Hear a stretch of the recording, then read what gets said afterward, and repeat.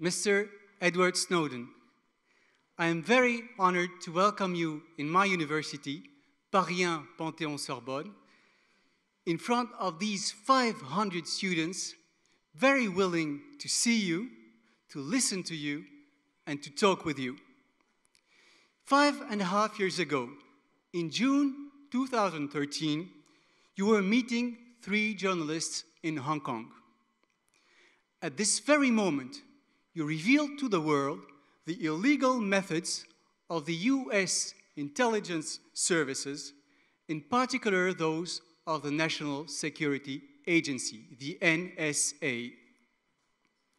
You informed the public of the NSA's uncontrolled and unending appetite for surveying and intercepting almost every single personal data, including those of heads of state, through the program PRISM. The NSA then pretended its programs were meant to prevent and fight against terrorism. But in 2015, the NSA admitted that none of its actions permitted to avoid terrorism. Since then, your actions have been famous worldwide. They have already had consequences in law. For example, on the 6th of October 2015, the European Court of Justice gave a very famous judgment in the so-called Safe Harbor case, an agreement between the European Commission and the United States of America, authorizing some companies to use the personal data of their customers. The ECJ quoted the High Court of Ireland, stating, "The revelations made by Edward Snowden have demonstrated a significant overreach on the part of the NSA and other federal agencies. Les révélations de M. Snowden ont démontré que la NSA et d'autres organes fédéraux ont commis des excès considérables." Since June 2013, the name Edward Snowden has become a universal password. It opens every single door. Let me give you some examples related to this conference. Sitting behind this desk, there are 3 very dear friends of mine. 2 of them you already know. Patrick Weil, a historian, my colleague in this university, a specialist of laïcité, of equality, of citizenship, and many other matters. He is the founder of the association Library Without Borders, Bibliothèques Sans Frontières, that dispatches books and culture all over the world. And William Bourdon, a barrister. He came here with all his staff. 2 years ago, they published a book against the state of emergency. But William Bourdon is much more than a barrister. He is a man of conviction. He is the founder of the non-governmental organization, Sherpa, that fights against corruption all over the world. He is a soldier of civil liberties. 2 months ago, when my 2 friends here called me, saying that they were planning to make a conference with you, asking if I would be interested in participating, I answered yes at once. It was like a reflex, something natural. The 3rd friend of mine is my other colleague, Judith Rochfeld, a law teacher, an expert in new technologies. She believes that the internet is a common good and supports the principle of net neutrality, considering that the internet must be a free and open technology.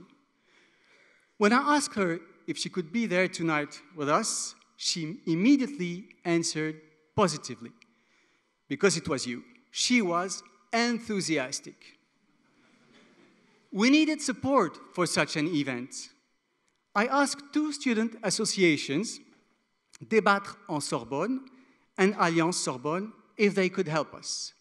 One of its representatives is sitting at this desk, Victoria Priest, and she's also one of my students this year. She will be asking you a question in a few minutes. I thank them for taking this conference so seriously. I am sure that it will remain as one of the best souvenirs in their students' life. I asked the technical staff of my university to help us make the connection with Russia.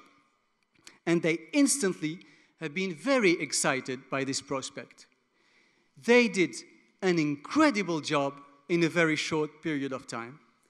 They have been spending hours in this auditorium, giving everything they had for the success of this special moment. Thank you so much, Philippe Grave, Alexandre Lacroix, Romain Lebig, Benoît Roch, Julien Rabin, and Hugo Maté. Thousands of people were willing to attend this conference. When 3 days ago, the reservations were opened, the 500 seats of this auditorium were booked in 3 minutes. Such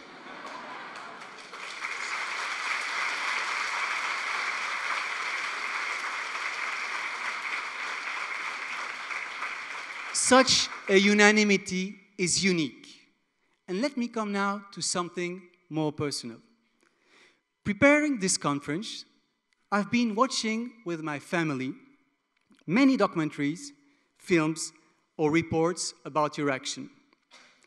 In one of these reports, there is an interview of a general, a former director of the NSA, in which he considers that you, Mr. Snowden, are a coward, a traitor, that you betrayed your country. Just after this interview, we heard Mr. John Kerry, Obama's former Secretary of State, confirming that from the point of view of the American administration, you were a traitor. And then you appeared on the screen explaining why you did what you had to do, because it was your duty as a citizen. And all of a sudden, while you were talking, one of my 14-year-old daughters said, "I love Edward Snowden." Nobody in France knows the existence of this general, and soon his name will be forgotten, and so will John Kerry's. But yours will remain as a symbol of liberty and resistance against oppression, which is a constitutional right under French law. 5 years after, it is possible to say that you have won the fight for human values. You are the exact opposite of George Orwell's Big Brother. You are Big Bro, the first hyper-citizen, as William Bourdon called you once.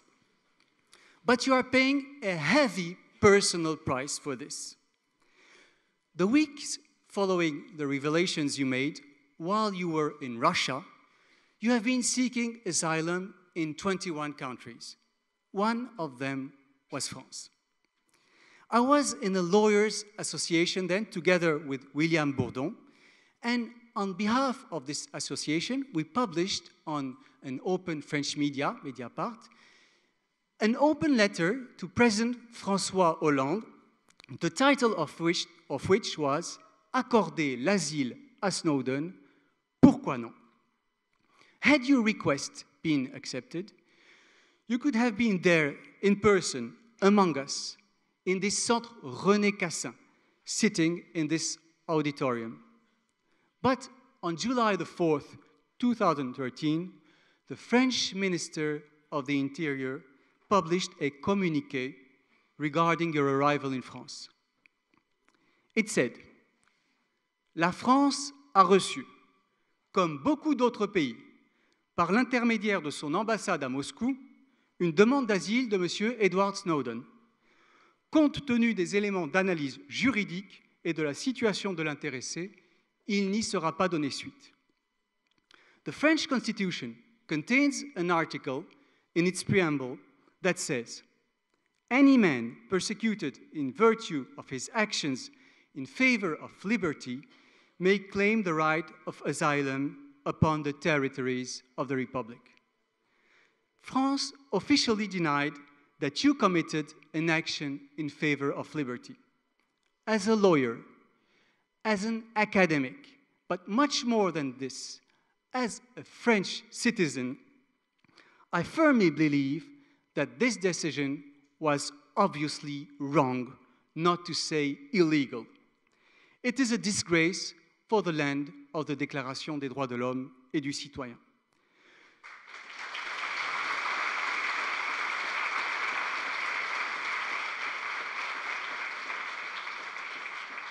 You have to know that the minister who wrote these words cannot be trusted. Everybody knows it in this auditorium.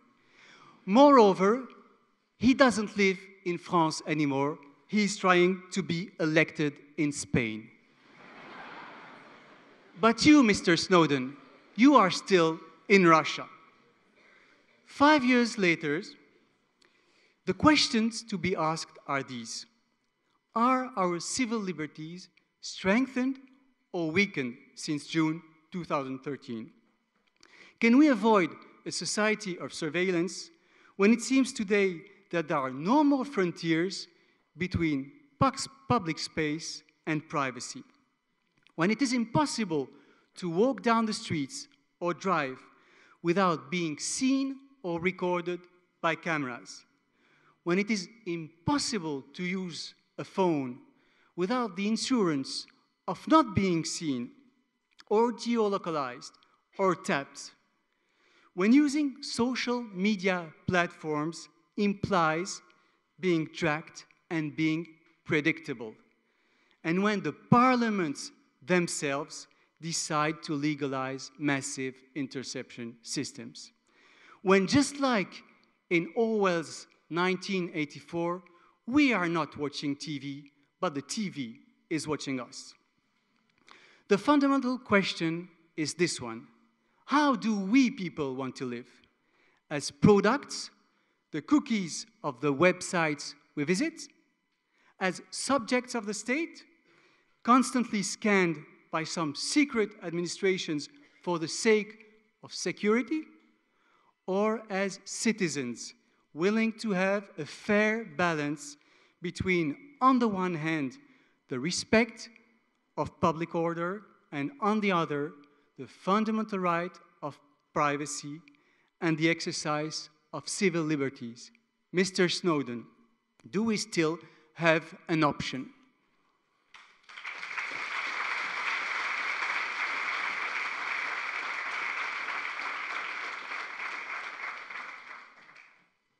Tout d'abord, je m'excusais de parler anglais ce soir. Mon français n'est pas très bon.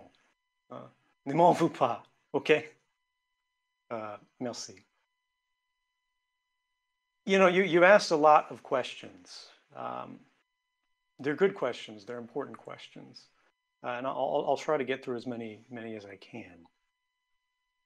The first question that's brought up is the one that I think we all struggle with, which is whenever a great institution, a great power, a great government is embarrassed or their policies are called into question in a way that challenges their power on a fundamental level, right? Not at the edges, not in a way they can easily change, but something that goes right to the heart of what they claim an authority is that belongs to them and them alone.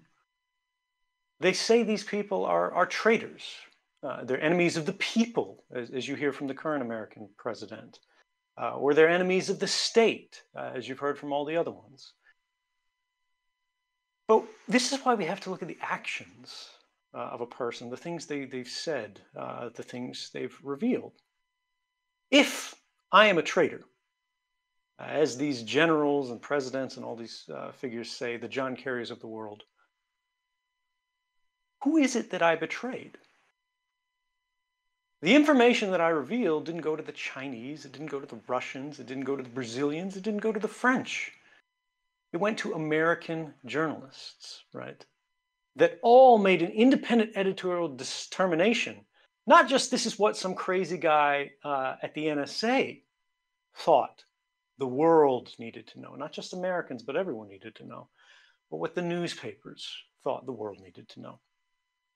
This is what I call democracy's safeguard of last resort. This is why we have a free press in open societies.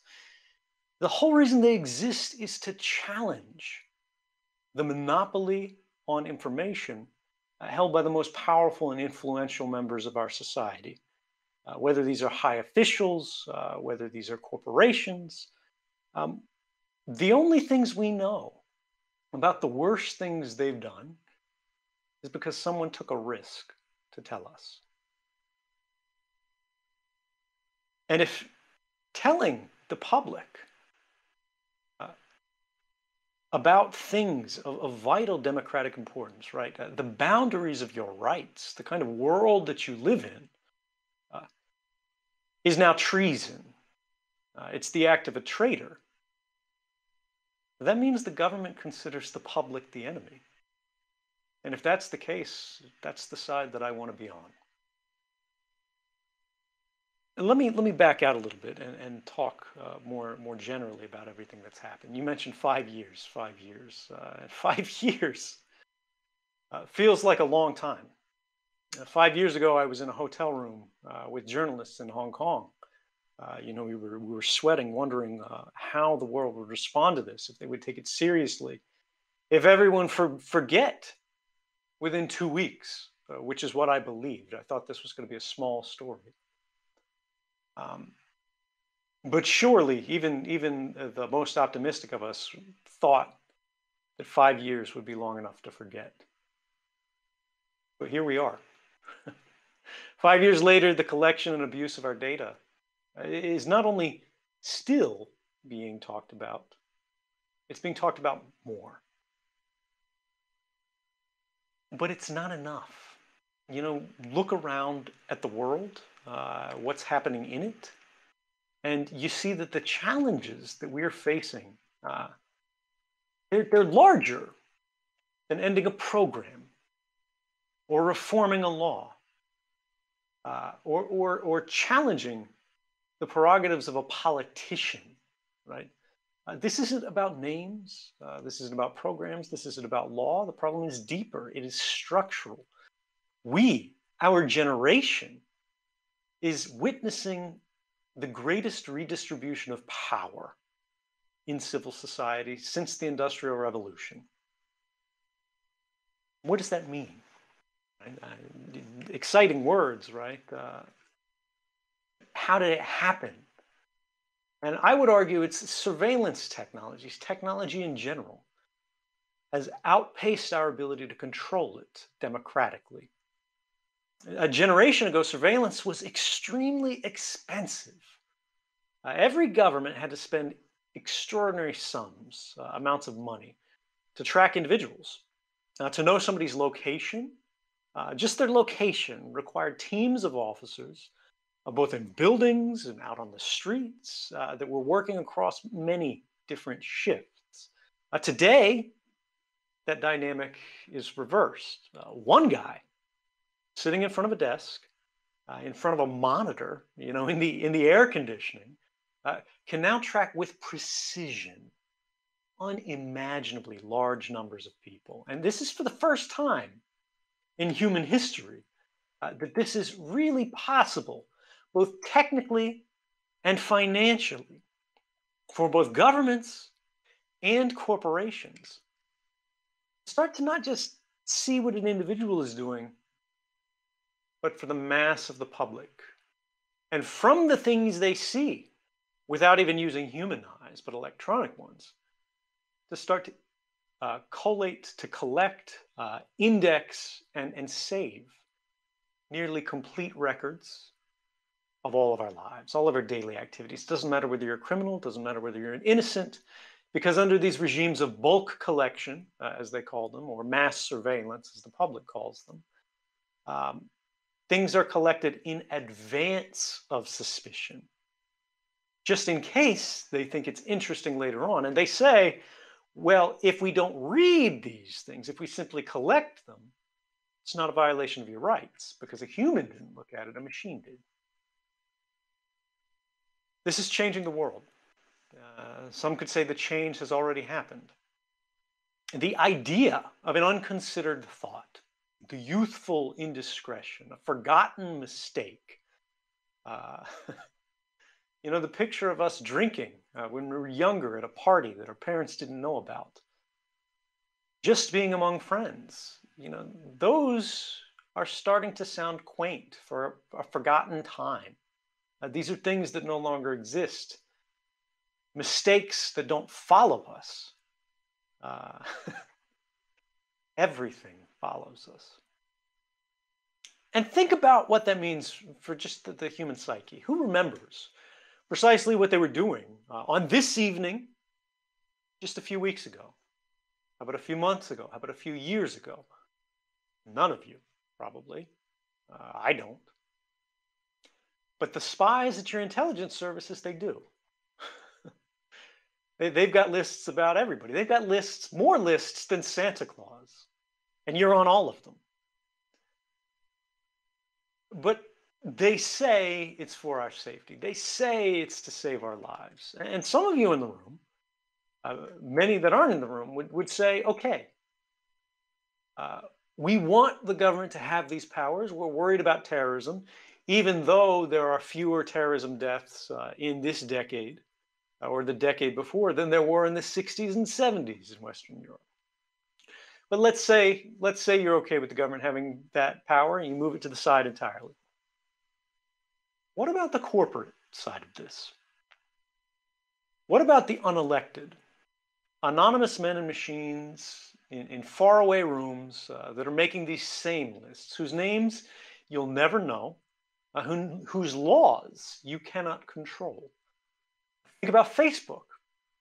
Think about Mark Zuckerberg and how recently he's almost intentionally insulted parliaments in Europe by going, I don't have to answer your questions. I'm too busy. I'll send some, person at the bottom of the corporate structure to go sit in the chair, but my chair will be empty. And think about what that means about how he views the world and your place in it. Not just as a citizen of France, but a citizen of the world. The reality is Facebook doesn't care about you. It doesn't care about your country. It doesn't care about your politics. It doesn't care about your future or what happens to you. Facebook cares about your data and only your data. They are a surveillance company and their product is you. It's the story of your life, the lives of your neighbors. It's your most private preferences. It is the record of every article that you've ever read, that you've ever bothered to click. But it's more than that. It goes deeper. It's the people that you care about, and who among them means the most to you. It is the ideas that attract you and the things that repel you.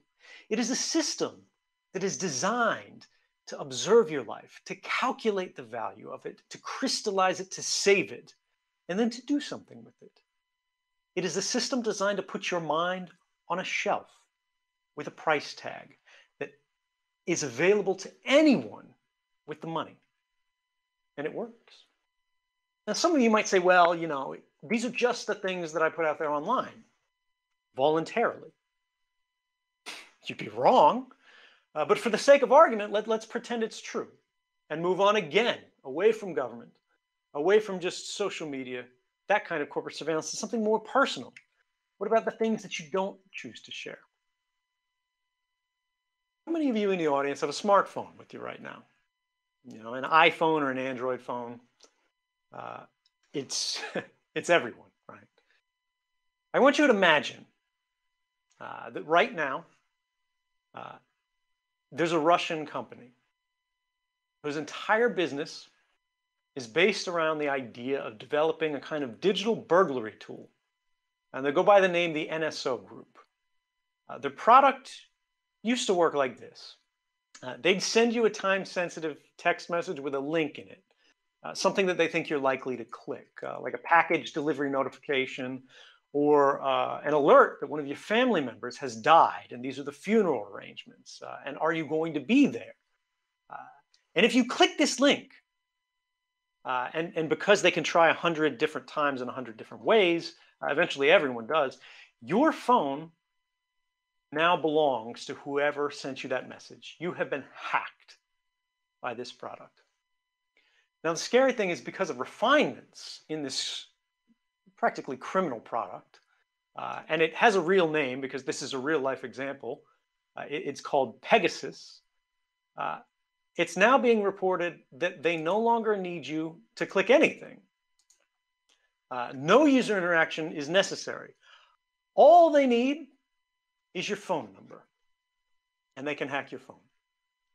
Now, from that point on, everything in the entire history of that phone, they can instantly and immediately copy. And everything that happens on your phone from that day forward, every place you go, everyone you call, everything you read, every photograph, or because they can turn on your camera and they can turn on your microphone whenever they want, not just when you want it, everything that simply passes by that device, everything your phone is a part of, they are now a part of.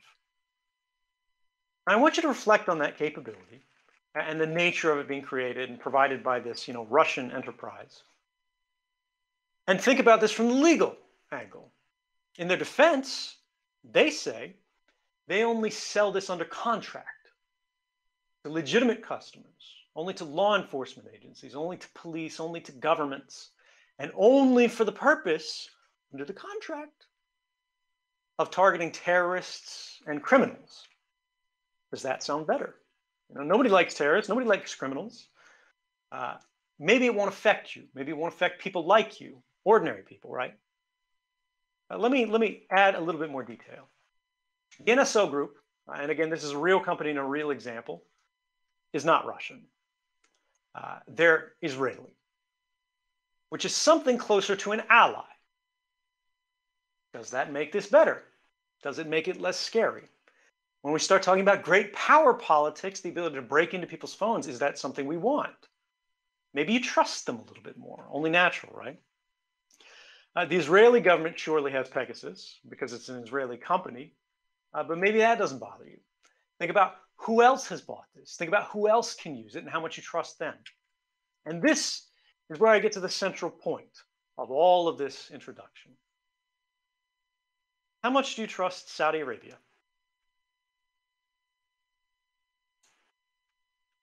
Because we're talking about Jamal Khashoggi, who was just murdered in Saudi Arabia's diplomatic compound in Turkey. Now, Citizen Lab, a Canadian group of academic researchers, discovered that they bought this tool. Saudi Arabia bought this tool from this Israeli company and used it against the friends and contacts of Jamal Khashoggi. This was confirmed recently by an Israeli newspaper that found this tool had been negotiated for sale. The licensing and everything, we don't know much about that, but there was at least an agreed upon sale for $55 million.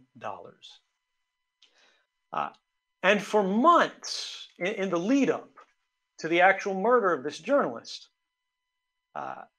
his friends working in media, working in exile, and been coordinating with him on a plan to create what they described as an electronic army of opposition, ordinary citizens who wanted to realize a more free and open liberal society in Saudi Arabia. And because of the information that the Saudi Arabian government gained from this kind of surveillance, from breaking into this person's phone, and not just him, although we don't know 100% whether Jamal Khashoggi's phone was broken into personally. We do know his friends who were in contact with him, their phones were broken into with this software. Once they gathered enough information about his plans and intentions, they made a decision to have him murdered. And this is what I want you to think about. So many people today around the world in developed societies, right? We're not talking crazy authoritarian regimes. We're not talking Saudi Arabia, China, Russia, North Korea, Iran, whoever you don't like. But we're talking about France. We're talking about Germany. We're talking about the United States. We're talking about Israel. They believe the rule of law and the legality of a thing is the beginning and the end of the conversation. But I want to remind you that the legality of a thing is very different from the morality of it. Jamal Khashoggi might still be alive today if the NSO group were not in business, if that business model were not legal. If a company sells a product with a single purpose, breaking into the devices relied upon by private individuals, from you to journalists to judges to, and I'm not making this up, the president of the Mexican Senate, who was in opposition at the time, how can this be the kind of situation we want to find ourselves in? Their only product is access to other people's belongings. Their only product is access to the things sitting in your pocket right now. And the most important thing to understand out of anything I'm going to say tonight, ladies and gentlemen, is this. Under all these laws, this is not a crime. The business model of commercializing public insecurity is the biggest threat to the future of cybersecurity that no one is talking about. We know about Facebook. We know about Google. We know about all of the telecommunications networks and their willful collaboration with governments, even beyond what the law allows. And we must resist these. We must oppose these, and we must try to liberalize our societies.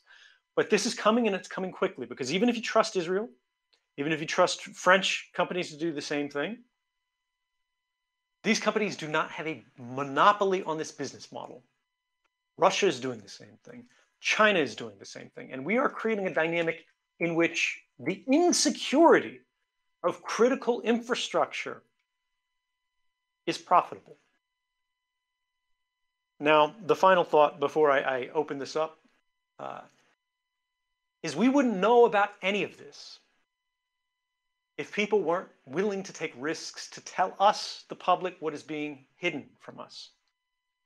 We learned about this case from brave researchers in Canada who are dedicating their lives to finding forensic examples of dissidents who have been targeted, dissidents who are coming forward and providing access to their phones to researchers, people who worked with this NSO group in Israel, who went to the Haaretz newspaper in Israel and said, I saw what happened. I saw the deal being negotiated, and you need to know about it. These are the things that nobody wants us to know, but everybody needs to know. And it is this principle that's all too easy to forget in our comfortable lives, of accepting risk on an individual level in order to improve things on a collective level that moves us toward a better world. Now, this question that I ask you tonight, is it better, is it worse? What's going on with surveillance? Are things improving? Is not the real question. The question that I asked tonight should be very familiar because you heard it 5 years ago. This wasn't about surveillance. Surveillance was the mechanism of discussion, but the fundamental topic was democracy and the disempowerment of the public. The fact that we are being transformed from citizens, partners to government, instead to subjects of it. And this question should be very familiar, not from 5 years ago, but because you hear it every day on the streets in Paris right now. The world that we live in is one that we did not design, we did not approve, and we do not control. The question, ladies and gentlemen, is what are you going to do about it? Thank you.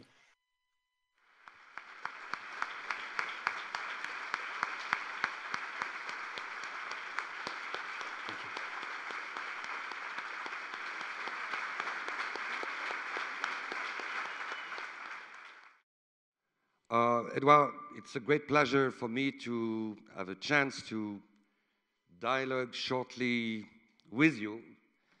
And of course, I will leave the privilege to talk to you, essentially to the audience today. I want to tell you just a few words. my absolute pride to be one of your lawyers, with German, US, and Belgian lawyer. And I want, before this tremendous audience,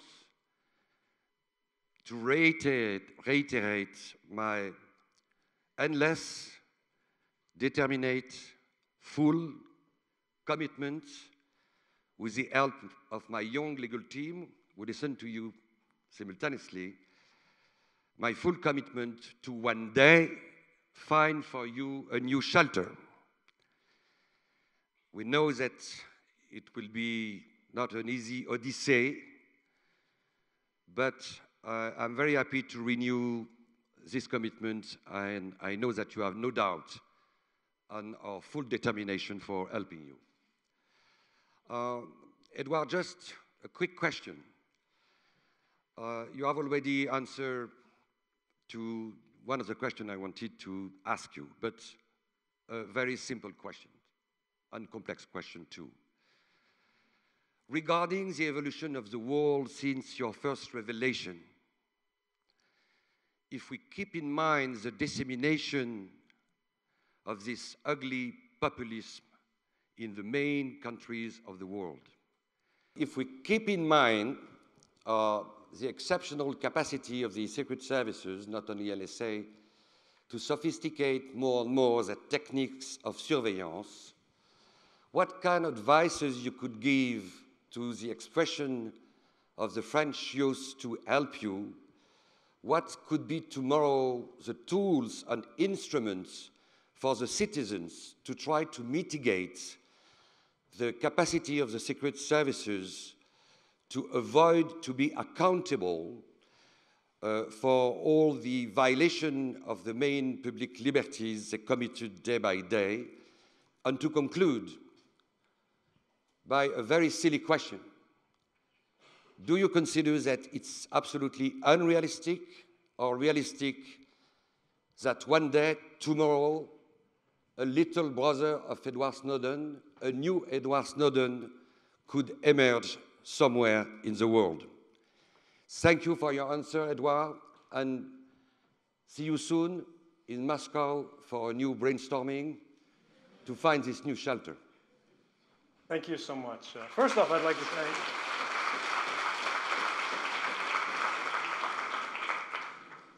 thank you so much. First off, I'd like to say, I hope next time we meet, it's in Paris. And I promise, if we get asylum in Paris, my French will be better for the next, next public conversation. When we talk about the actual, when we talk about this issue of threat inflation, right?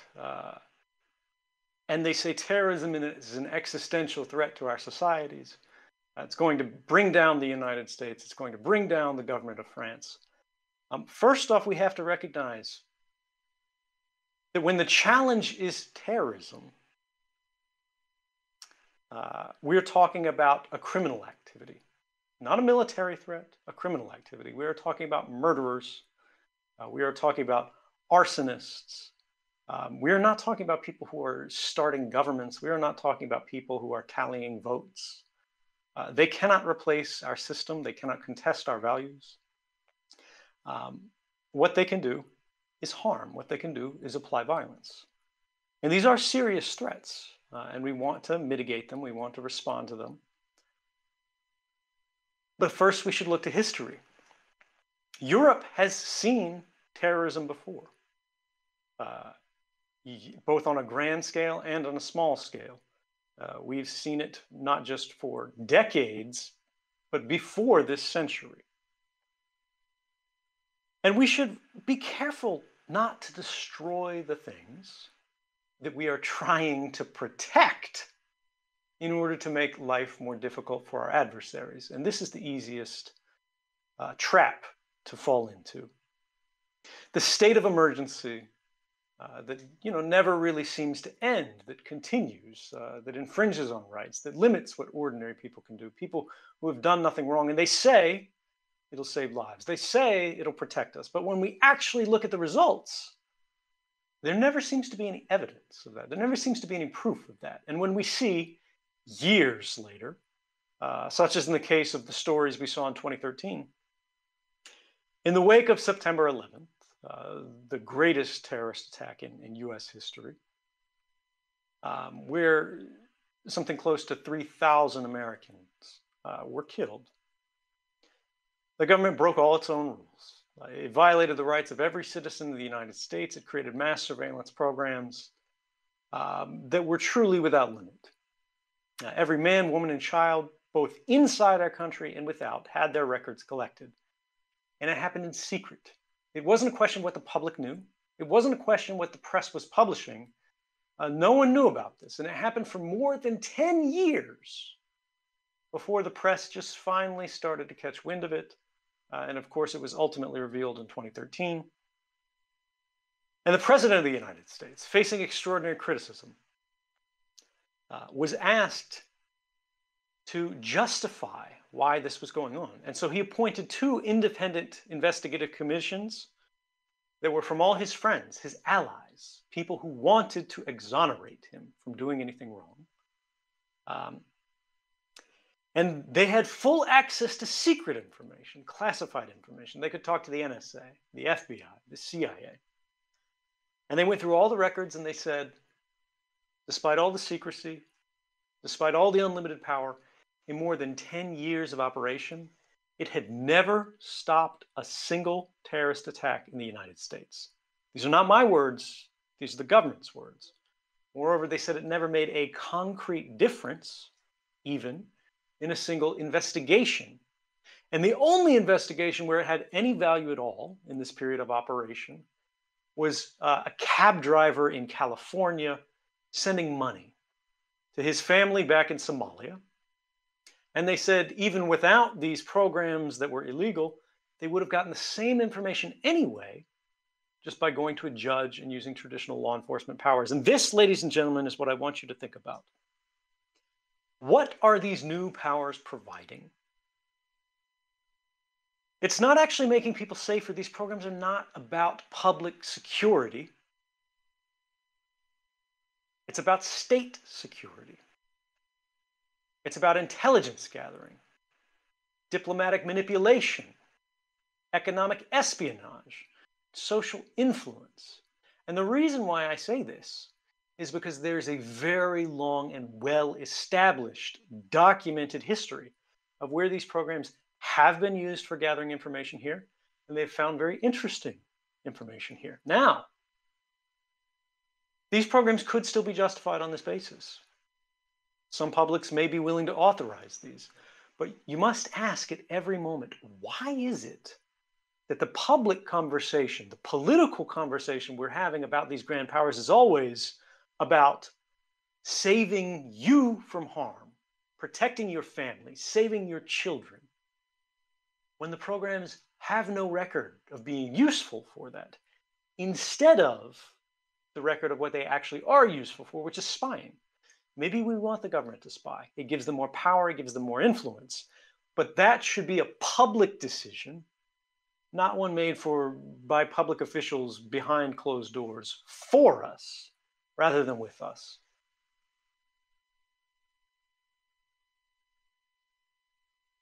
Yeah. See you soon. Thank you. Hello, Edward. I am Patrick, and I am very proud to have joined your legal team. And why did I join your legal team? Because in 1997, I wrote a report for the French government that proposed to include in the French law the implementation of the provision Professor Cassia mentioned, which is part of the preamble of the Constitution, that says that any person who is persecuted because of its fight in favor of liberty has the right of asylum on the territory of the Republic. And I believe that when the French government and Mr. Weil answered that you should not get the right to come to France, they have violated the French Constitution. So it's a shame that no European Union country has offered you asylum for what already you have permit to achieve in European law, in European jurisprudence, in European minds. But it's even more shameful for France because we have the provision in our constitution and we should implement it. So why don't we implement it? There are three legal grounds which would permit you to get asylum in France. The first is the three legal questions. Can you apply from a foreign country? There is a requirement when you apply for the Geneva Convention, but here it's constitutional asylum, and we, with William, and we believe that even the very recent jurisprudence of the French court would permit to the Office of Asylum and to the Court of Asylum to give you this status, and it would force the government to give you a visa. Of course, for us, you are a freedom fighter. But there is one question that the court will ask you, and I am asking that question to you. And I think it's important that everybody understand what would happen to you if you would come back to the US. The text of our constitution requires that to give you asylum, you have a risk of persecution. Can you tell us what would be for you the risk if you would decide tomorrow to go back to the United States? Of course. So when you look at this, it's always a question of, I think from a legal perspective, what is the difference between persecution and prosecution? And the basic answer is always fairness. Persecution is an unjust action against which there is no meaningful defense. And unfortunately, under the laws in the United States, the Espionage Act of 1917 or 18, which was originally passed as a kind of sedition act to prevent people from interfering in the US involvement in foreign wars. There was a war resistance movement that was unpopular with the government, and so they created a series of speech laws that prohibited anything that they saw as interfering with the kind of war effort. Now, when you hear a law called something like the Espionage Act, you of course think about spies, right? And it is supposed to be, the way you look at it, applied to the kind of people who are selling secrets to foreign governments for their own private gain. Unfortunately, the law does not distinguish between people who are working for the public's benefit to no personal gain and these kind of spies. So what it does is it criminalizes involvement in journalism. And this is a modern construct, actually, a modern interpretation of this law in the United States, which means that the sources of journalism, people that newspapers talk to, who tell them what's going on in these agencies, who provide them documents of criminal evidence, of moral wrongdoing, of ethical violations, of rights violations, can be charged by the government as criminals. And this is what we call in the United States a strict liability crime, meaning you don't get to explain to the jury why it is that you did what you did. Motive doesn't enter the question. The jury doesn't get to consider whether what you did was right or wrong. The government only questions, did you reveal information the government would have preferred is secret? Now, it doesn't matter whether that information revealed criminal activity. It doesn't matter whether it revealed rights violations. It doesn't matter whether it was simply wrong, morally or ethically. The simple thing is the government says, did you publish information? And did it get to people who are not authorized to see it, which is all of us, right?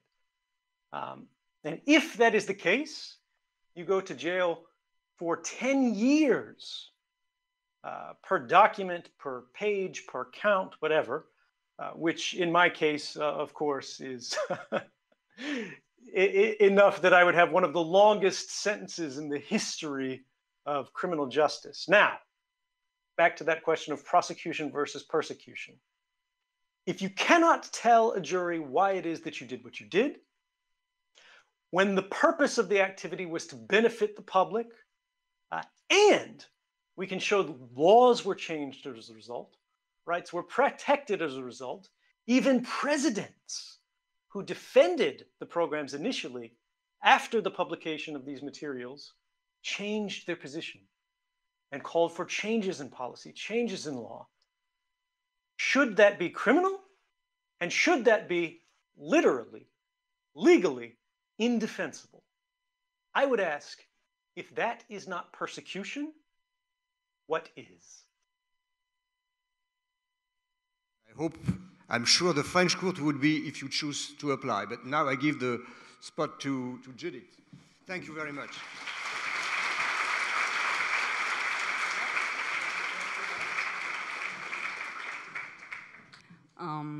First of all, following on from what my colleague Paul Cassia said earlier, I would like to thank you very much for being with us today.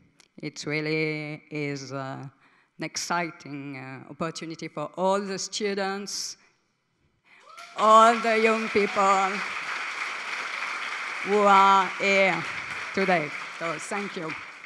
The pleasure is mine. Thank you. Then a short question on net neutrality principle.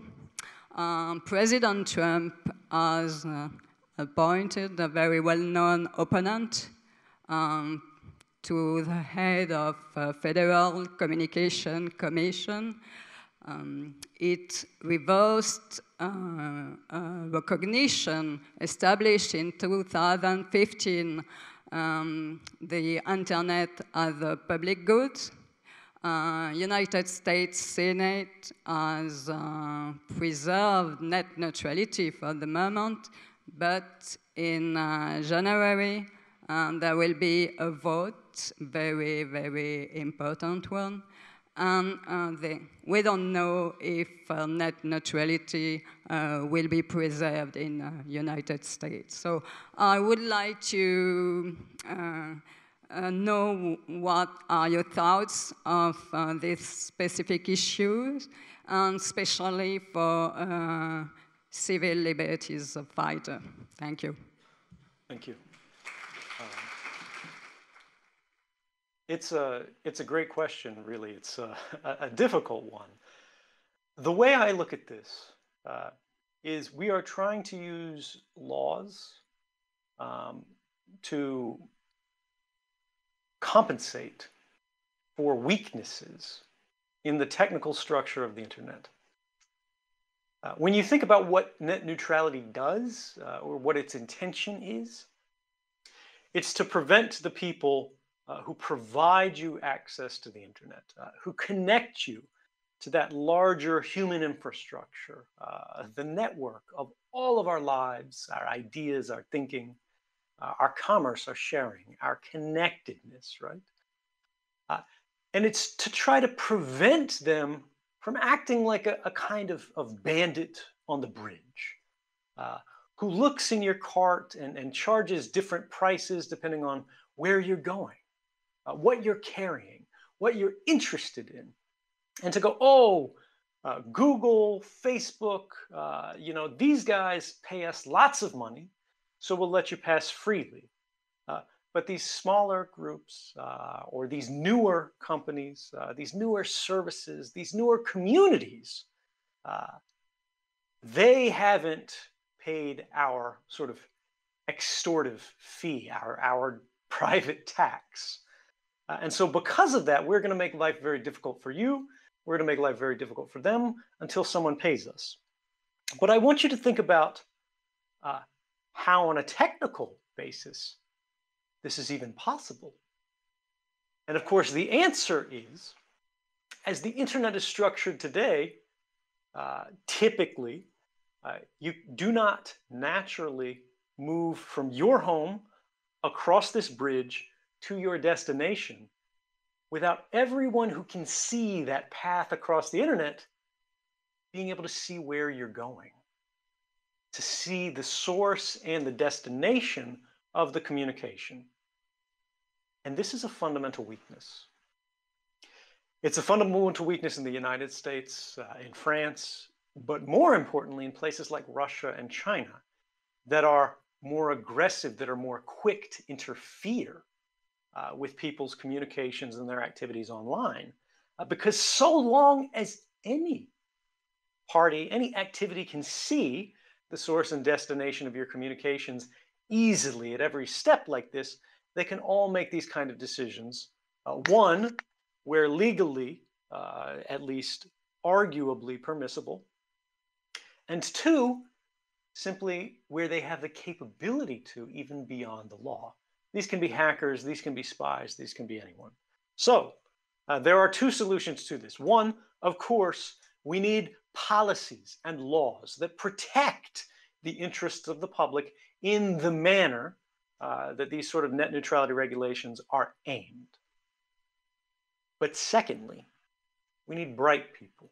We need young people. We need people in the room to think about two things. One, how do we create a new legislative or juridical structure that protects these rights in free and developed societies? Yes, but also, how do we translate this into technical systems that can enforce these rights, that can guarantee these rights, regardless of the juridical interpretation of the authorities, not just in your country, but around the world, because the internet crosses every country, right?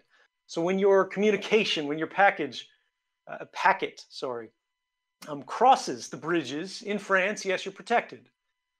But what about when they cross outside of France and go into another country and another country and to another country? Law is important.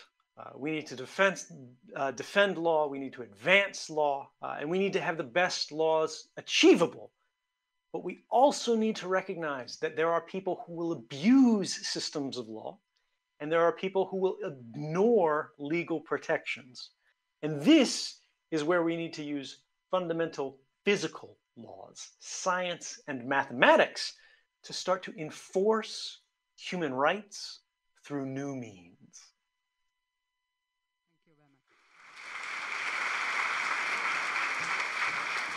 Thank you very much, Mr. Snowden.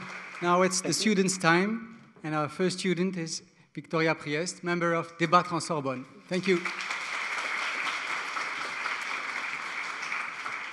Hello, Mr. Snowden. I'm a law student, and as everybody, in the night of the 5th of June 2013, you revealed the existence of a mass surveillance program. So, as we said, for some you're considered as a hero, and at the same time, you're one of the most world's wanted men. Those revelations took an international dimension involving the USA, the UK, Australia, and as you said, it crosses borders. So it shows us that our legal protection for whistleblowers wasn't sufficient. So my question is, in your opinion, what international legal protection would be better? Thank you. It's a very good question. Yes, thank you.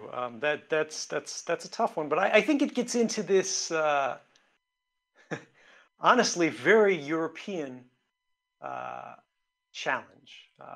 I think most people in most countries don't understand this, as well as people who are living in EU member states understand it, which is this idea that the collective body, the public body, can agree on something, can agree that it's right, can agree we all need to do it, and they take a joint decision to say, we will do it.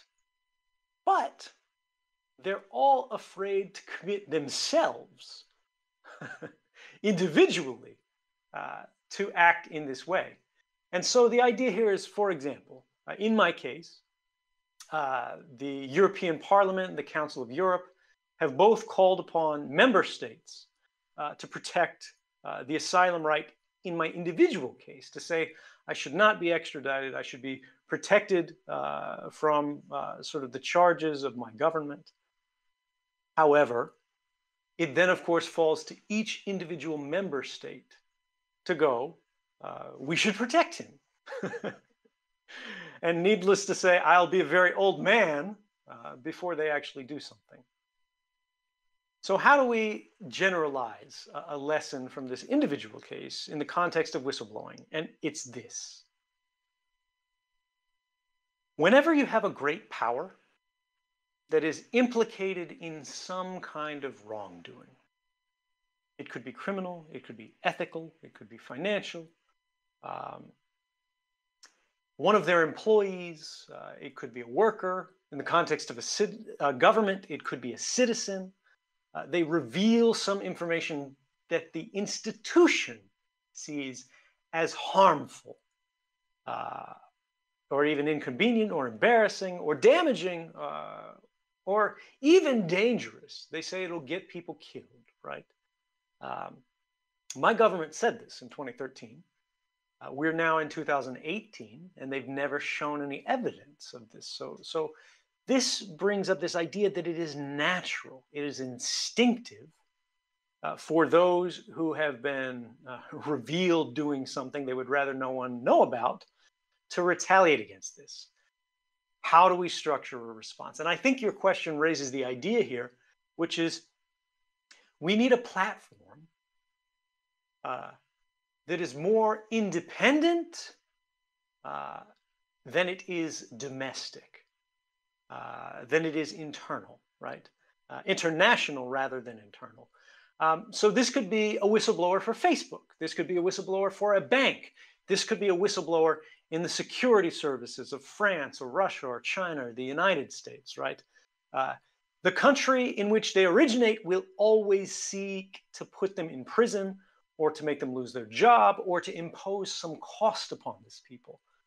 What we need is a structure, a process, a dynamic through which neutral, uninvolved third parties can objectively look at the evidence and basically make a public interest determination of, was this whistleblower earnestly working in the public interest? What were the regulations against their activities, right? And what were the results of their activities? And on the basis of these things, weigh the balance of benefits versus costs and decide, was this in the public interest and they should be free from liability from these disclosures? Or was it contrary to the public interest and, you know, this person should be thrown in a volcano? You know, we need something like that that is not simply going to a jury of, you know, American generals who say, oh, we don't like this person, they should go to jail for the rest of their life.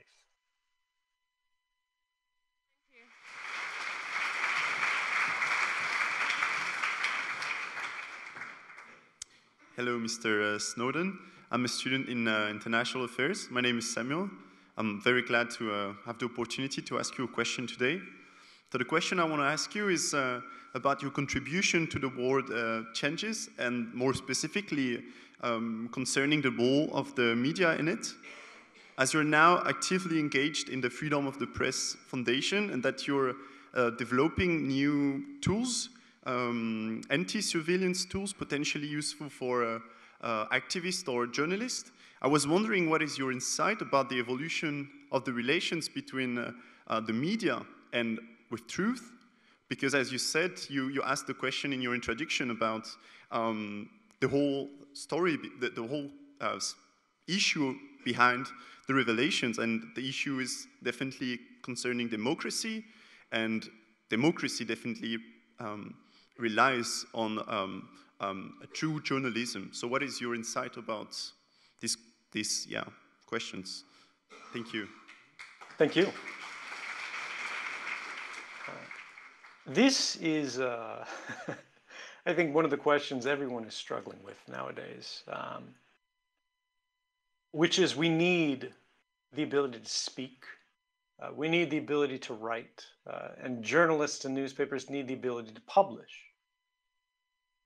But when everyone is doing it at the same time, how do we know what's true? And what do we do when people intentionally, wittingly begin to abuse their powers, their rights to say whatever they want, to try and misinform people? And many people, it's becoming quite popular, unfortunately, to say, oh, we need the truth police, right? And we want them to work at Facebook. And Facebook will say, oh, you know, these things are true, these things are not true, these things are from good news sites, these things are not from good news sites, and so you can't publish them, you can't share them. But do we really want Facebook to have more power in the world than they already do? Do we really want public or private companies to decide the things that can and cannot be said? And I think the answer is no. But we still have this challenge. We still have this conflict. How do we resolve the tension? Part of it, I think, unfortunately, has been the forgotten individual's responsibility. Simply not to believe everything that you read, but also to be willing to be persuaded when there are enough facts. And this gets back to that question, what is true? What is true is what can be tested. What is true is what can be proven. What is true is what is established through this process of testing. And it's a very, I think, sad thing, and an indication of a kind of intellectual regression in our times, that when we see these challenges, when we see this abuse, when we see these idiot presidents, I'm thinking of a particular one, and I think you might know who it is, who's saying, you know, oh, don't believe the news, fake news, whenever it's inconvenient, is that we're looking to other people to solve these problems for us. This gets back to the question in the introduction. We only have one world. We only have one lifetime. Everyone here in this room right now is here because they care. They care about something. They care about doing something. They realize in the atmosphere and the times, this time is not like all other times, and they want to change the direction in which we are moving. It will not be by asking Facebook for help if you want to move in a positive direction. At the same time, ladies and gentlemen, it's not enough to believe in something. It's not enough to believe in good things or wonderful things or the law or the right, or to say, you know, I believe in human rights. You know, I believe in protecting refugees. I believe in equality. You have to not just believe in something. You have to stand for something. And to stand for something means to risk something. It means to do something. It means to get involved. It means to raise your voice. It means to persuade. It means to participate. It means to argue and to prove your point, to share your point. But most importantly, to test your own beliefs before you share them. Thank you.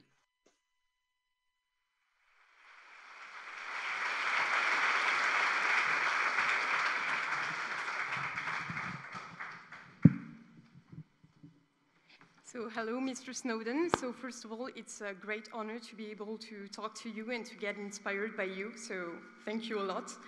So I'm a student in Master 2, specialized in new technology law and in particular in data protection law. And at the beginning of this conference, you talked about a struggle.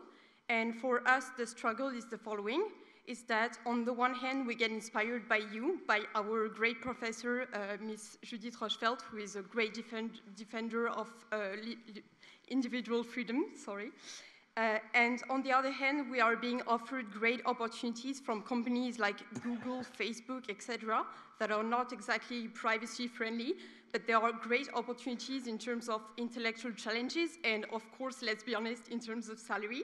So Of course, it seems like a very small internal fight compared to the preoccupation of yours, but it would be a great honor to be inspired by you, to take an advice from you from how to take this individual risk that you talked about for the greater good. So thank you for answering. This is a very good, honestly, much deeper question than a lot of people think. And it's this idea of collaboration.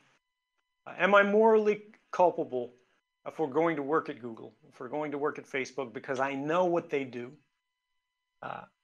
And this gets on a larger, or sort of older question, rather, that I struggled with in the CIA, in the NSA, throughout my career, which is it better to be on the outside of the organization without any power to change it, or to be on the inside and to try to reform it from within? And I was young, I was very optimistic, and I had strong beliefs, right?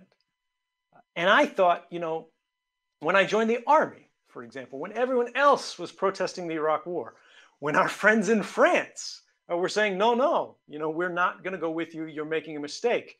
And we went, oh, we hate France, they're the enemies, they're either with us or against us. We're not even going to call them French fries anymore, we're going to call them freedom fries. I volunteered for the US Army during this period. Why? You see, the person I am today, I'm this big critic. I believed the government. I saw the criticism in the media. I saw the protests. I thought these people didn't understand. I thought they were being too dramatic. I thought the government wouldn't lie to us to such a great degree. Of course, the government will lie sometimes and about some things, they're politicians, but here they were risking long-term faith in government, our ability to trust government for a generation, for a short-term political benefit in selling a war that, if the protesters were right, we didn't really need. And I was wrong. And that was probably one of the first times. It took many years for me to realize I was wrong. It took many years for me to admit I was wrong. That you can be a part of an organization believing that you're going in as one of the good guys, believing that you're going in to help make it better, and actually just give them what they need to continue their work. Now, once an organization gets to a certain scale, at the same time, when we're talking about armies or companies that are as big as armies, it's also very difficult to starve them out. It's very easy to say, well, look, if I pass on this job opportunity, someone else will take it. They'll get paid. They won't be as ethical as me, and they'll get all the reward. Nothing will get fixed, and I'll go on and have trouble, feeding my family or whatever, or buying a yacht, a big boat. But this is what I want you to remember. Sometimes institutions, particularly big institutions like this, are better at reforming the people they hire than the people they hire are at reforming them. This was the case at CIA, this was the case at NSA, this was the case at Google, this was the case at Facebook. And this is why we do not learn about the unethical, the immoral, and the evil, even illegal activities they're involved in for 10 years, for 15 years, for this long period of time. But at least in the case of companies like Google, we're beginning to see this change. Google has set up a secret project and a secret team to create a censored, pro-government network to get back into China, where they'll completely ball up their users' human rights and throw them away, give the Chinese government whatever they want, as long as they get rich off of it. But more than one, in fact, I hear 3 or more, members of this team at Google went to the press. One of them even gave their name. went on the record, said, here's what I know, here's how I know it, here's where I worked there, or when I worked there, here's the people I worked with. And the public's knowledge was enriched by this. And we have a chance now to criticize, to try to influence, to try to change the activities of this. Now, this is a small scale, and this is a single instance, but it is an indication that we are not powerless. These institutions want us to believe we're powerless. And I gotta tell you, from being in there year after year and seeing everybody goes along with these things, to think maybe I'm the crazy one. But if you believe in something, if you test your beliefs, if you establish them, if you prove them, if you share them, if you argue with people, to begin, or rather to continue sharpening these beliefs, you can keep yourself whole, even in the worst institution. And when you're on the inside of the institution, sometimes you can find that missing piece. Sometimes you can start an investigation for the public's benefit, right? That someone on the outside cannot. So the answer here is not don't work for Google, and it's not do work for Google. It depends. But more important than anything else is to understand you're taking a risk, that it will become all too easy for this corporation to change you. And if you do have values before you go in, you should write them down. You should hold to them. You should protect them. You should defend them. And ultimately, if you find at some moment, you see that moment, something that feels wrong, something that smells wrong, something that looks wrong, and no one else is saying anything about it, and you're looking around, you're waiting for a hero, somebody to do something about it, I want you to remember that you are the person you're waiting for. There are no heroes in this world. There's only you and me and everybody else, and we are never more than a single decision away from doing something heroic. That doesn't make you a hero. It makes you a person who did the right thing.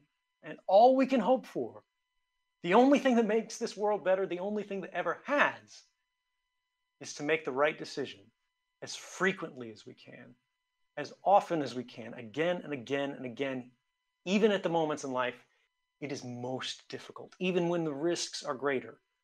Because if you believe in something, you got to stand for something, and the moment is yours.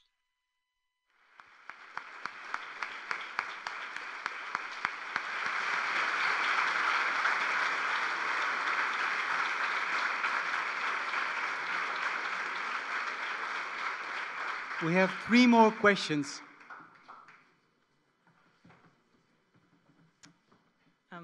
Hello, Mr. Snowden. So first of all, as it has already been said, thank you very much for being here with us tonight.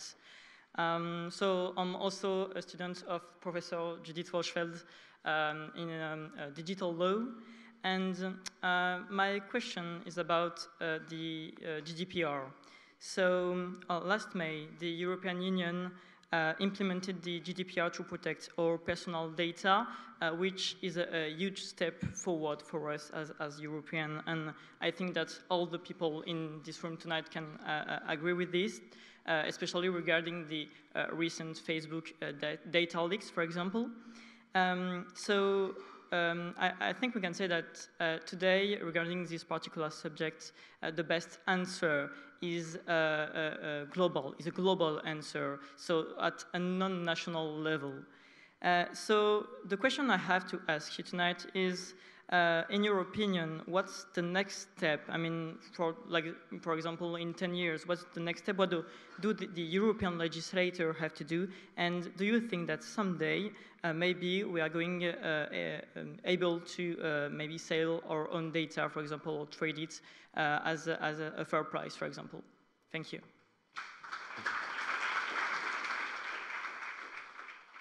So this is, again, a tough one. I would say the first thing in the next 10 years for Europe and data regulation and GDPR is actually not 10 years off. It needs to have already happened. And the fact that it hasn't is really a dangerous thing for GDPR, which is the maximum penalties need to be applied to a major company, one which is aggressively violating people's rights, such as in the case of a Google or Facebook. Because if the law does not have penalties, the law doesn't matter. And it's sad to say that, but based on human behavior, the way particularly businesses work, we know it's true. Because with corporations particularly, they don't put people in jail. They don't see individual liability, right? So the only way that you can meaningfully shape the behavior, influence these guys, is through stricter effects, through mechanics, through leverage. And right now they have the threat of a lever, but we haven't actually seen it applied in the major cases. And now the second thing to be concerned is in the context of all of these agreements with all of these major lobbies, there are loopholes, there are dodges that make them not as effective for regulating the people who most require a change in their behavior relative to the others. And when I'm thinking about this, I'm thinking about, okay, we had a safe harbor that got struck down because the EU finally acknowledged that US privacy assurances didn't matter because the US had a secret loophole, a national security exemption that allowed them to go, yes, we can promise Europe the protection of all these things in public, but in private, we don't really care. Then we get the Privacy Shield Agreement, which in reality was just a liability shield. It was a stopgap. And now we get GDPR, which these companies see as the same thing. They abide by the law in the strictest, most lawyerly sense, and they pay,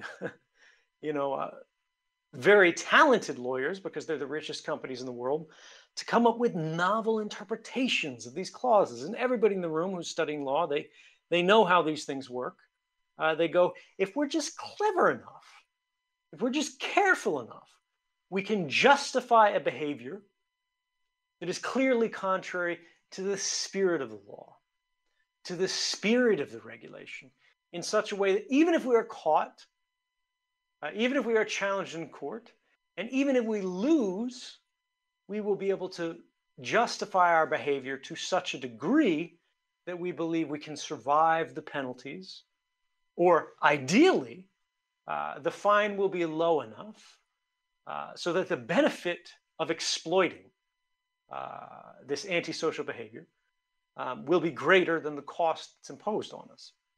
So again, this brings us back to this central idea, which I want all of you to think about, because it's something that lawyers typically don't like to think about, which is, what are the mechanisms beyond law that we have?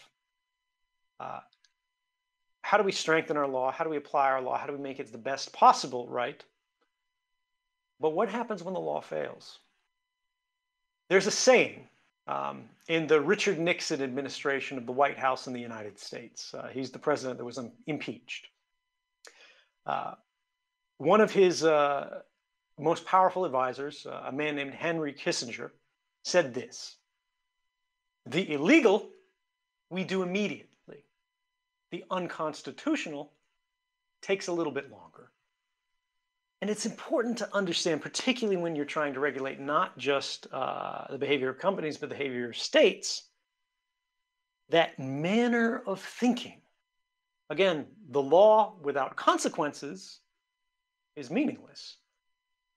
So do we have mechanisms, particularly when we're talking about rights, particularly when we're talking about social infrastructure, public infrastructure, activities online, things that everyone believes we have a requirement to do, to be able to read freely, to be able to participate, to communicate, to write, to trade.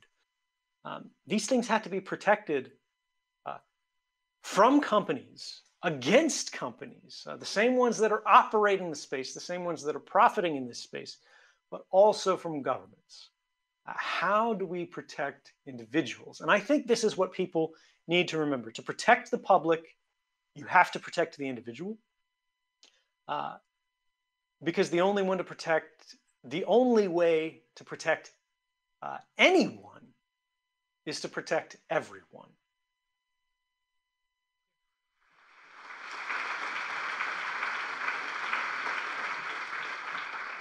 Thank you very much, Mr. Snowden. Two more questions. Hi, of course, thank you for being here with us tonight.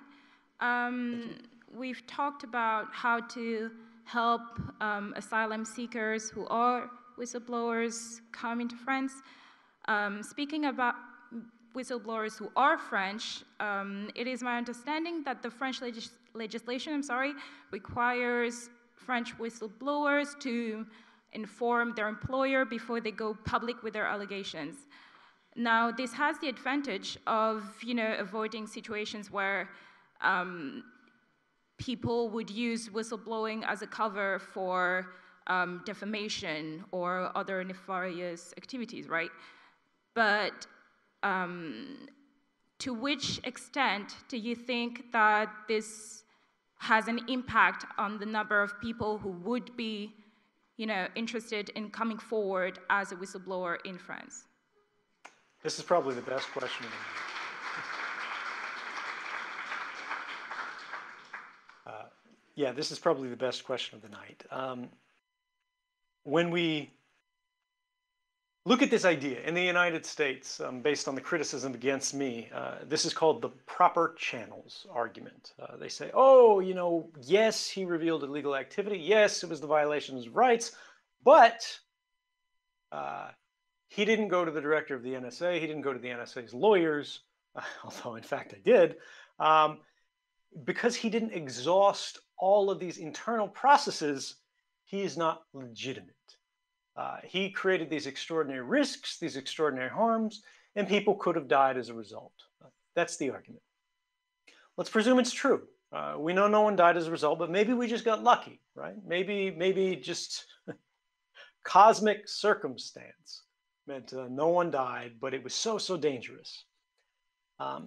It is a question, and I think a fair question, of how do we maximize the public benefits while mitigating the potential risks.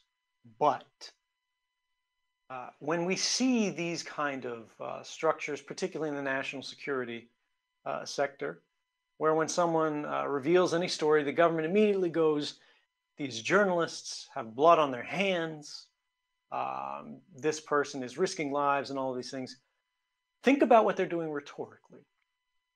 This is changing the topic of the conversation from the theoretical risks of journalism in an open society, where you have a powerful press, where they could go too far. They could do extreme activities, right, and put people at risk. And change the conversation to these theoretical risks and away from the concrete, documented, established harms that are laid out in these allegations, these things that are being revealed by the press or to parliaments or banking sectors or whatever.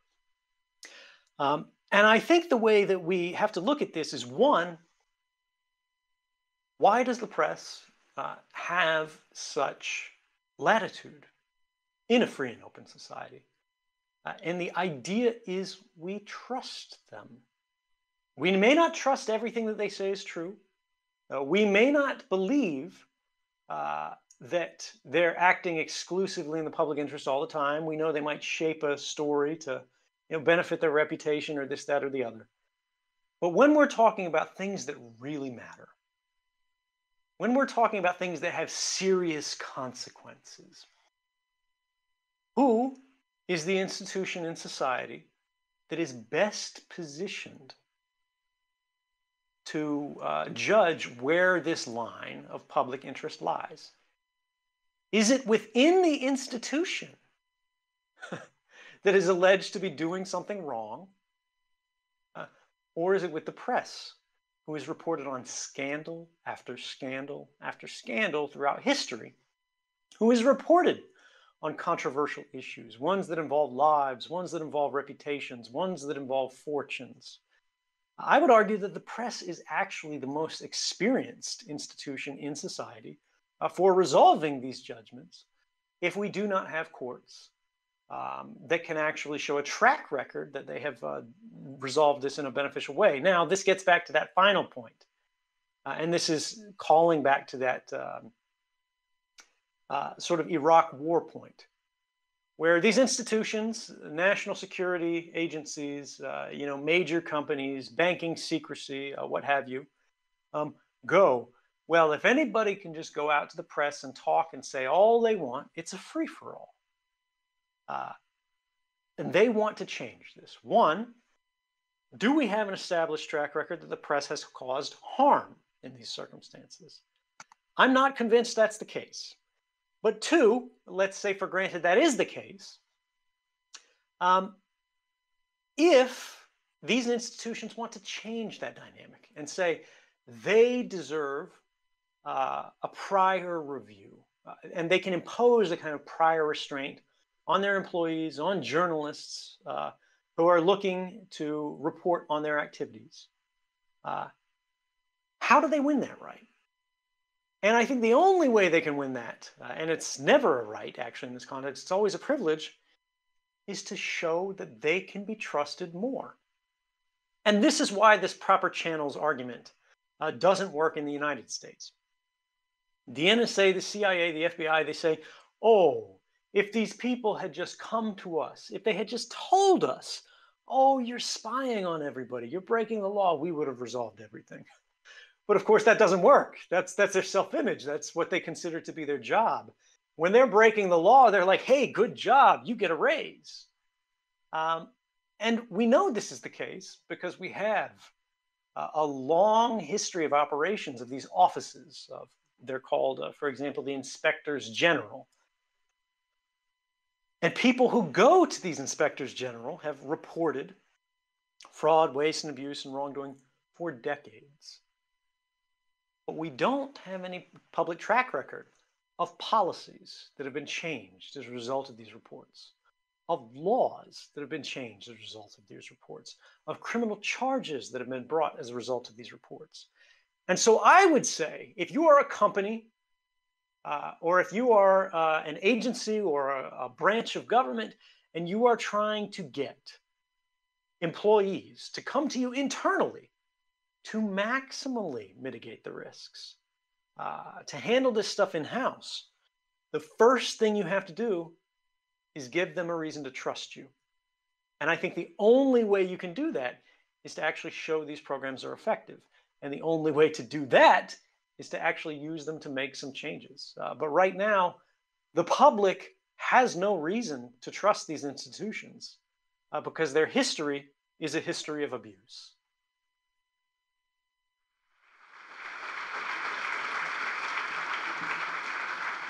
And our last question. Hello, thank you for your talk, Mr. Snowden. To end with a brighter note, I'd just like to ask a last question. What are deep changes that you would like to see in the future? And also, what should we do concretely, day to day, to bring a better world?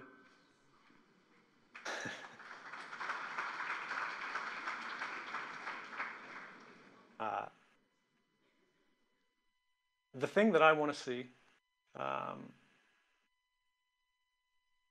is for people to take more chances. When you think about the lives that we have, the time that we're born into, you turn on the news and you see disaster everywhere. It's easy to get a feeling of disenfranchisement, of disempowerment, because every atrocity, every criminal activity, every bad thing from every corner of the earth is lighting the inside of our living rooms by the end of the day, right? But people don't talk so much about the things that are getting better, and they are getting better. That might sound strange to hear from me. I can't go home to my country. But if I had the chance to go back in time, I would do it again. And I would do it again sooner. Because it helped. I didn't save the world. You're not going to save the world either. but you don't need to. All you need to do is make it better. All you need to do is put down one brick, one little thing, upon which somebody else can lay their brick or put it aside. And step by step, with the accumulation of all of our efforts, all of our little sacrifices, all of our little bits of daring, we can create a day that is better than yesterday. And we do this every day, right? The problem is this: institutions have never been more powerful in human history than they are today. There's a reason that we feel this sentiment of distress, right? And it's because we realize there's a fundamental political effort. And I don't mean parties, I don't mean individuals, I'm not talking about them. I'm talking about institutions, classes of individuals, right? Who look at the world, who look at the dynamics of power, and they go, we're doing really well. You know, corporate profits are higher than they've ever been. Median quality of life for average people is, you know, increasing in some ways, but people are suffering in many more because we have an extractive economy. And I'm not just talking about how much we get paid, although that's a major component of it. I'm talking about the fact that there is a class of people who are looking every day to every controversy, to every problem, to every tension into how do I get the most out of this? And that's natural. I understand it. I hope you understand it, even if you don't agree with it. And they've become very successful at it because they've formed a center of gravity that is self-sustaining. Like attracts like, and once these people start to share their resources, once they incorporate, once they start a party, they begin to put a leash on society, on each one of us, in 1,000 small ways. And I worry about that dynamic, where we become so comfortable that while we see these things that are happening, while they bother us, we are placated by our privileges, by our homes, by our televisions, by our communities, by the wonderful food that we have, by 1,000 little human elements that let us say, you know, I'm not going to go out on the street today. I'm not going to go out on the street tomorrow. I want to, but I can't. I got things to do. And it's not that every solution is found on the street, of course. But if we don't do it, other people who are willing to risk, other people who are willing to dare, other people who are clever, who are just as smart as us and who work just as hard as us, they will. And that, ladies and gentlemen, is what all of this surveillance is about. Again, when we talk about economic espionage, diplomatic manipulation, social influence, not public safety, but even if they want to argue it's public safety, it's about the same thing. Surveillance isn't about protecting you. Surveillance is about building power. And this is what we're seeing in our time, the shift in power away from the 6-7 billion people on the planet to a few very strong, very well structured, very defensible institutions. There are times throughout human history where the status quo, left long enough, ends in tragedy. And the only tools that we have in response to this are reform, and if they make reform impossible, revolution. Ladies and gentlemen, I would say, look around at the world, look at all these people who see you and when they go, you know, on a trip, when they leave home at night, they say, hang on.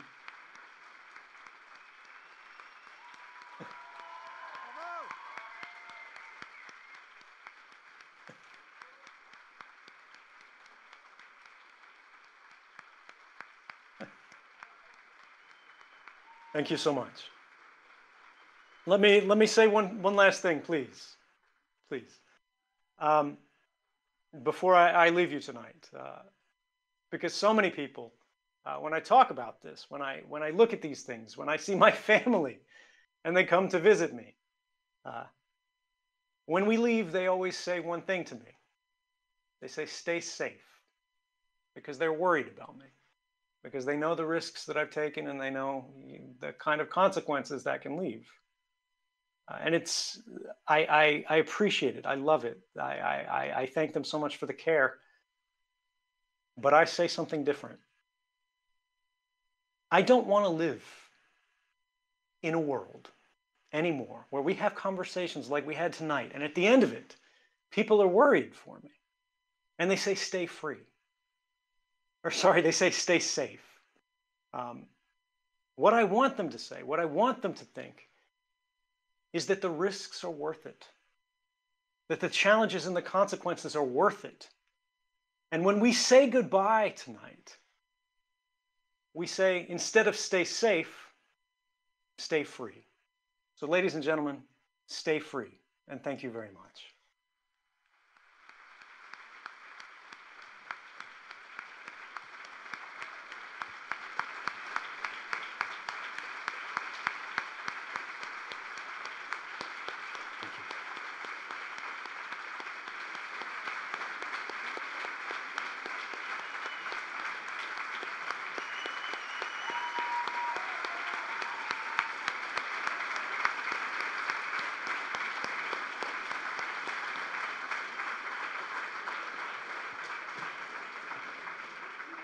Mr. Snowden, you have been talking about revolution, and here in France, we are specialists of revolutions.